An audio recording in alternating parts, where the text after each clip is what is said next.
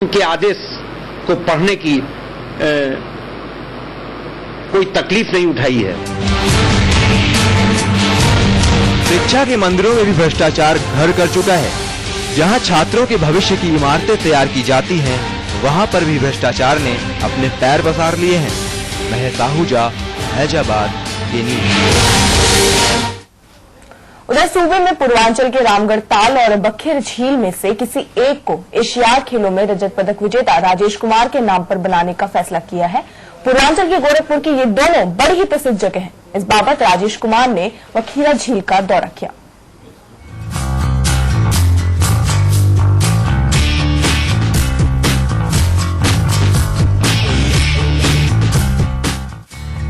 संत कबीर नगर जिले के बघौली गांव में है प्रसिद्ध बखेरा झील।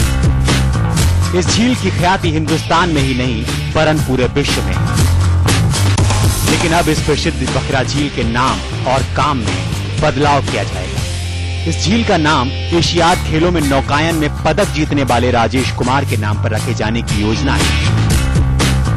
और इस परिवर्तन की वजह बताई जा रही है पूर्वांचल के युवाओं की छिपी प्रतिभा को निखारना। इस बाबत राजेश कुमार ने मुख्यमंत्री से बात की। राजेश कुमार का कहना है कि बखेरा झील के अलावा रामगढ़ ताल को भी नौकायन प्रशिक्षण केंद्र बनाया जाएगा। इसी सिलसिले में पदक विजेता ने बखेरा झील का निरीक्षण किया। बहुत बड़ी है और ये नौकायन केंद्र के रूप में अच्छे विकसित हो सकती है।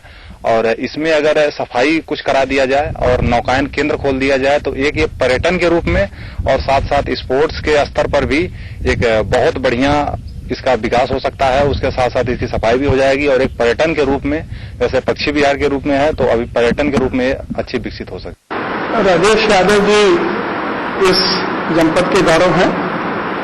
उन्होंने इस जनपद का स्थान अंतर्राष्ट्रीय मंच पर लाया है, इसके लिए वो बधाई के पात्र हैं।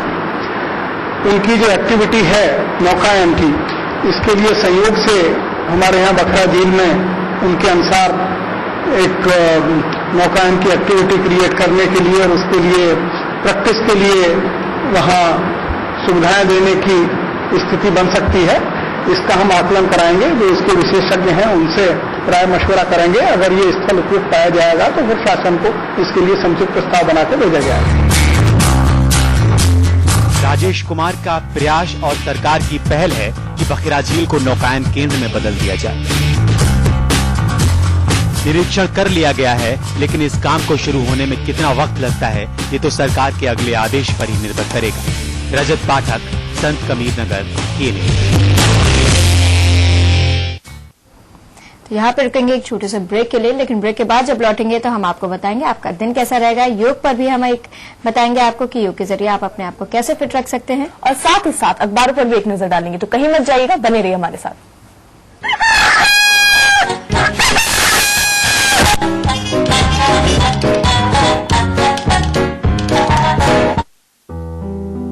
Knowledge is what we gain.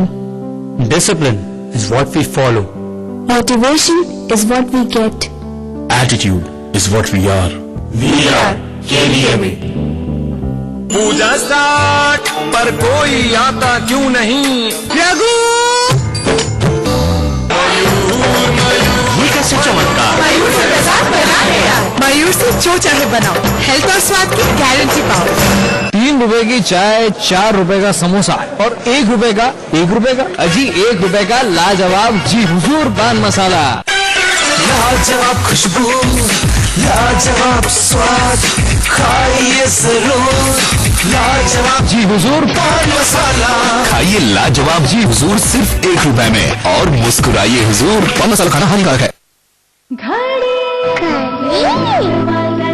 करोड़ों परिवारों ने इस्तेमाल किया और विश्वास भी, पर हमारा संकल्प हमें औरों से ही नहीं खुद से भी रहना है आगे। हमने बनाया बेहतर को और भी ज्यादा बेहतर। पेश है महाशक्तिशाली घड़ी डिटर्जेंट पाउडर। नया पैक।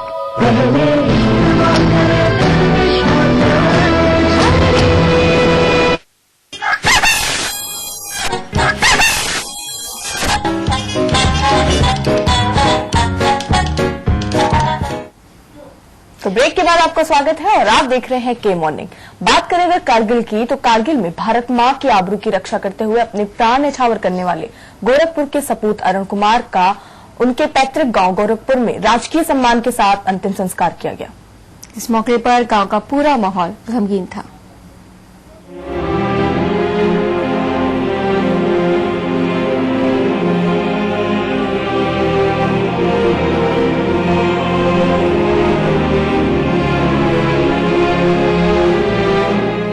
सरहद पर दुश्मनों से मोर्चा लेते हुए जिस वीर ने अपने प्राणों की आहुति दे दी, उस अरुण कुमार का पूरे राजकीय सम्मान के साथ उनके पैतृक गांव में अंतिम संस्कार कर दिया गया। अरुण कुमार नियंत्रण रेखा पर गश्त करते वक्त शहीद हुए थे। आतंकियों से हुई मुठभेड़ में उनकी गोली लगने से मौत हो गई थी। की तो बात है कि देश के लिए उन्होंने सब कुछ न्यौछावर अपना कर दिया, लेकिन इसके बाद सरकार क्या करती है अब तो उनके ऊपर निर्भर है। गांव में क्या स्थिति? गांव में स्थिति तो एक गर्व सब लोग महसूस कर रहे हैं कि हमारा बेटा जो है देश के लिए कुछ किया। मरा तो इसका शोक तो गम सबके पास है, लेकिन उसके साथ खुशी भी है कि एक देश के लिए हमारा सपूत कुछ किया। शहीद अरुण के शव को जब उनके गांव लाया गया तो पूरा गांव गमगीन था। सभी की आंखें नम थीं। तिरंगे झंडे में लिपटे शहीद की अंतिम यात्रा में शामिल होने के लिए कई नेता भी पहुंचे। देखिए, राजनीतिक दृढ़ इच्छा शक्ति का अभाव और आतंकवाद को शर्मनाक तरीके से वोट बैंक के साथ जोड़ना देश में आतंकी घटनाओं में बढ़ोतरी का मुख्य कारण है। वैसे यह देश का सौभाग्य होता है, किसी भी देश में जो शहीद होता है वो उस कौम और उस जाति का जीवन होता है। कहते हैं ना कि शहीद की मौत कौम की जिंदगी होती है। सीमा की सुरक्षा करते हुए जवान अगर शहीद होता है तो राष्ट्र का सौभाग्य है। इस शहीद की मिट्टी को देखकर भले ही सब गमगीन हो, लेकिन सभी को इस बात का गर्व है कि उनके पूत ने देश की हिफाजत करते करते इस दुनिया को अलविदा कहा है। अरविंद श्रीवास्तव, गोरखपुर, के न्यूज।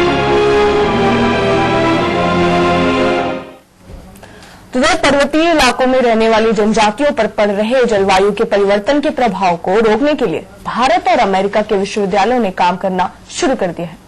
और इस पर काम करने के लिए मोंटाना और कुमायूं यूनिवर्सिटी ने अपने चरण पर काम भी शुरू कर दिया है। मनमोहन और बराक ओबामा के बीच हुए समझौते को Obama Singh 21st century initiative का नाम दिया गया है।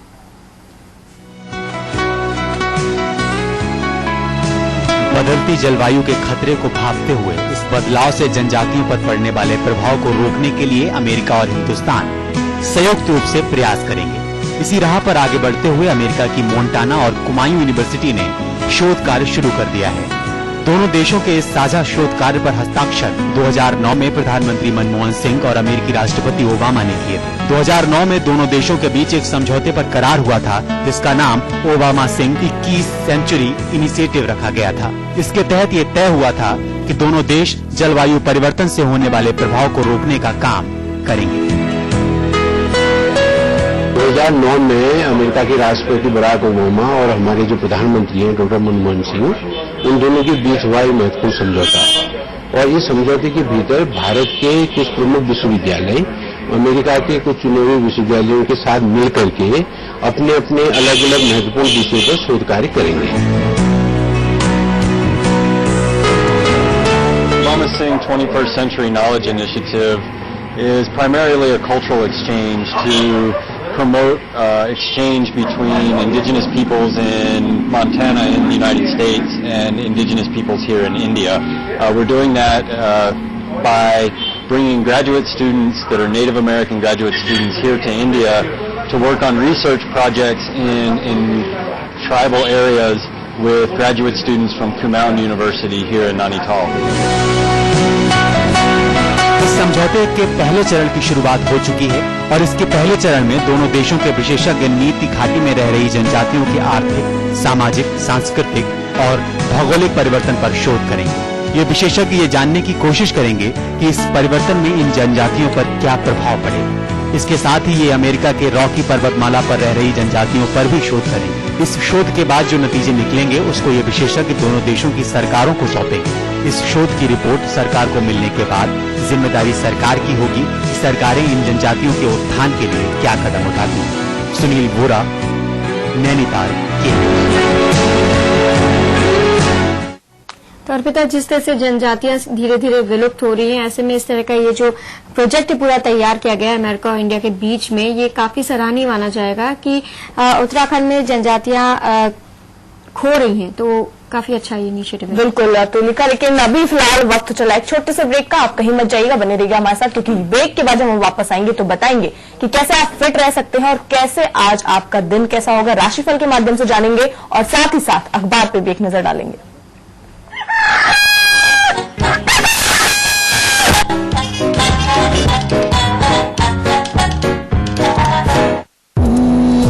देखो उड़ी वो जुल्फें और बिखरी हवा में खुशबू, मेरे घने लंबे मुलायम बालों का राज अंतर मना का लाइफ है। नेताओं की बोल किसी सरकार ने भी ध्यान दिया, ये सरकार ध्यान देने जा रही है। काज का हाल, समाजवादी पार्टी को उसके नेता से उसको तो 6 महीने से वोट नहीं है। आम आदमी को सरकार से क्या है मुलाल, सब देखिए, सच देखिए, Go News, खबरों का साथी।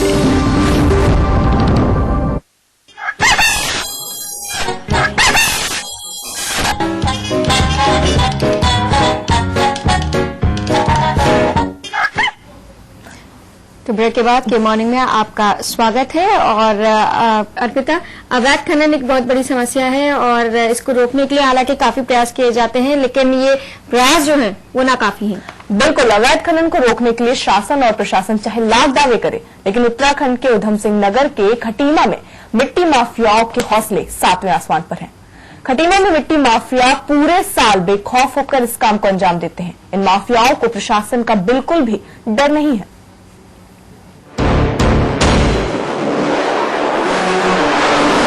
उपजाऊ जमीन को जेसीबी से खोदकर मिट्टी का अवैध खनन किया जाता है। ट्रैक्टर की ट्रालियों में भरकर ले जाई जाती मिट्टी उन किसानों की जमीन की है जिन्हें लालच देकर ठगा गया है। ये तस्वीर उधम सिंह नगर के खटीमा की है।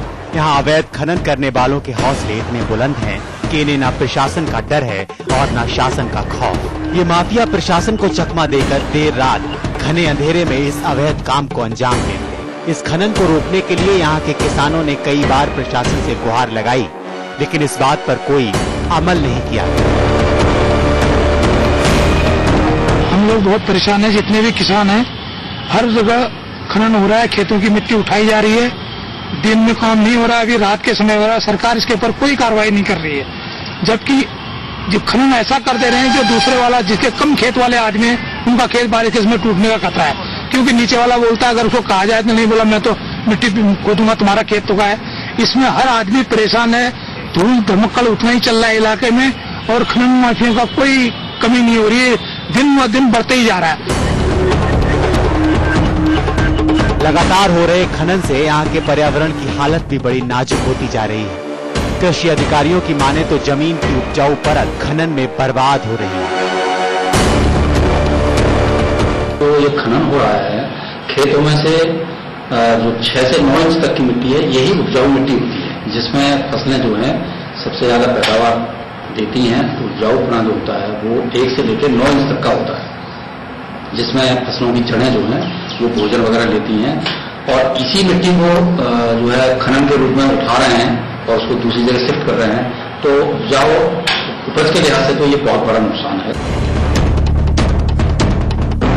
जहाँ ये अवैध खनन हो रहा है, वहाँ के बासिंदों की जीविका का एकमात्र साधन इस जमीन पर पैदा होने वाला अनाज ही है। लेकिन इन किसानों के पेट पर ये खनन माफिया लात मारने का काम कर रहे हैं। इन किसानों को जीवन